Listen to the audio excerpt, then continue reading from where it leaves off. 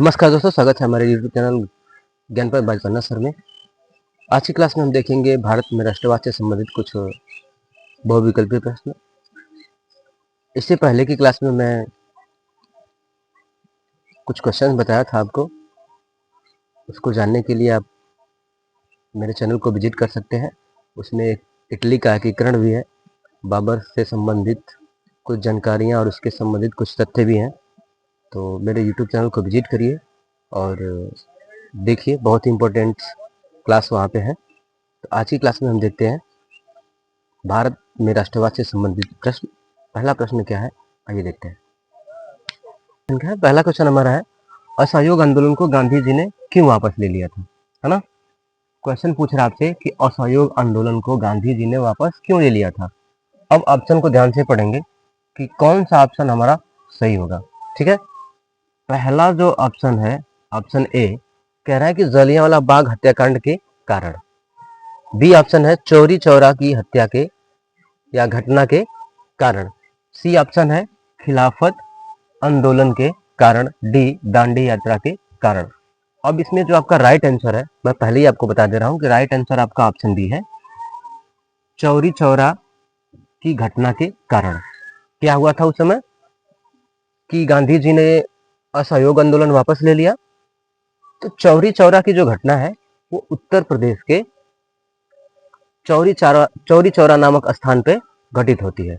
होता यह है कि एक हिंसक जुलूस ने पुलिस थाने में आग लगा दी और उस दौरान लगभग 20 से 22 पुलिसकर्मी जल करके मर गए। और जब ये जानकारी गांधी जी को पड़ती है तो इस घटना से वो बहुत आहत होते हैं और असहयोग आंदोलन को पुनः वापस ले लेते हैं। ठीक है, ये घटना कब होती है? ये घटना होती है 1922 में, है ना, 4 फरवरी, यानी 4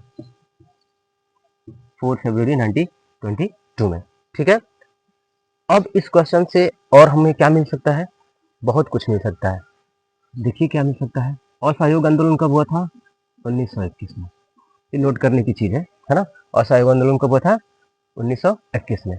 अब ये जलियांवाला बाग हत्याकांड के कारण असहयोग का इससे क्या संबंध है?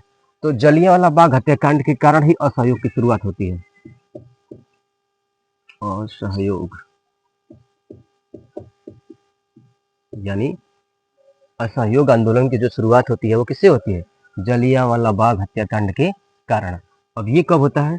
ये होता है 1919 में, है ना। 1919 में होता है। जलियांवाला बाग हत्याकांड क्यों होता है तो आपको पता होगा, नहीं जानकारी है तो मैं बता ही दे रहा हूँ, है ना। एक एक्ट आया था, नाम है रॉलेक्ट एक्ट। इसी के विरोध में नेशनल कांग्रेस के नेता जलियांवाला बाग नामक स्थान पर, उस समय बैसाखी का मेला होता है, वहां पर अपनी सभा करने के लिए एकत्रित होते हैं। और जनरल डायर नाम का एक व्यक्ति, जनरल डायर ने कमाल संभाल ली, है ना। यानी भीड़ को नियंत्रित करने का और आंदोलन को दबाने का काम किसके ऊपर आ जाता है? जनरल डायर के ऊपर। और उस एरिया में लागू हो जाता है मार्शल लॉ। क्या होता है? मार्शल लॉ लागू होने के बाद होता क्या है कि लोगों को ये नहीं पता होता है कि सीरिया में मार्शल लॉ लागू होता है। मार्शल लॉ लागू होने का मतलब ये होता है कि कोई भी भीड़ इकट्ठा नहीं हो पाएगी, लोग एक साथ बैठ करके बातें नहीं कर सकते हैं, यूँ कह लो कि ग्रुपिंग नहीं कर सकते हैं, है ना। और सब लोगों को जलियांवाला बाग में सब लोग बैठे ही रहते हैं, बैसाखी का मेला होता है। और उस समय उस जो स्थान है उसका लोकेशन कुछ इस तरह से होता है कि एक तरफ से सिर्फ आने का रास्ता होता है, दूसरी तरफ से जाने का कोई रास्ता नहीं होता है। और मुख्य मार्ग पर ही ये जनरल डायर ने अपने सैनिकों को गोली चलाने का भीड़ के ऊपर आदेश दे देता है। इसी से गुस्सा करके असहयोग आंदोलन की शुरुआत होती है ना, गांधी जी के द्वारा। ठीक है, अगला ऑप्शन है खिलाफत आंदोलन। तो खिलाफत आंदोलन से असहयोग आंदोलन जो है ना वो मजबूती पकड़ता है, कमजोर नहीं होता है, नहीं वो वापस होता है। ठीक है, तो आगे देख लेंगे दांडी यात्रा का कोई संपर्क नहीं है उसे, या कोई संबंध नहीं है, क्योंकि ये 1930 में होता है ना। इसलिए इस ऑप्शन का कोई ज़्यादा संबंध नहीं है। आगे देखेंगे, अगला क्वेश्चन है, पूर्ण स्वराज का प्रस्ताव किस अधिवेशन में पारित हुआ था, है ना। नागपुर अधिवेशन 1920, कलकत्ता अधिवेशन 1928, लाहौर अधिवेशन 1929 और कराची अधिवेशन 1931, है ना। अब इसमें देखते हैं कि पूर्ण स्वराज की मांग कब की गई थी। नागपुर अधिवेशन में क्या होता है, असहयोग आंदोलन की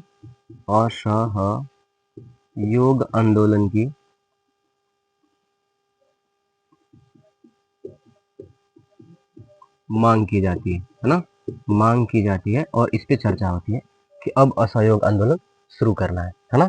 कलकत्ता अधिवेशन में नेहरू रिपोर्ट पर चर्चा होती है, नेहरू रिपोर्ट पर, है ना। और डोमेनियन स्टेट के बारे में चर्चा होती है। लाहौर अधिवेशन में ही क्या होता है आपका, पूर्ण स्वराज की मांग की जाती है। पूर्ण स्वराज, लाहौर अधिवेशन में पूर्ण स्वराज की मांग की जाती है। लाहौर अधिवेशन में पूर्ण स्वराज की मांग की जाती है किसके द्वारा, जवाहरलाल नेहरू के द्वारा, जवाहरलाल नेहरू के द्वारा, है ना। कराची अधिवेशन में मौलिक अधिकार और आर्थिक नीति पर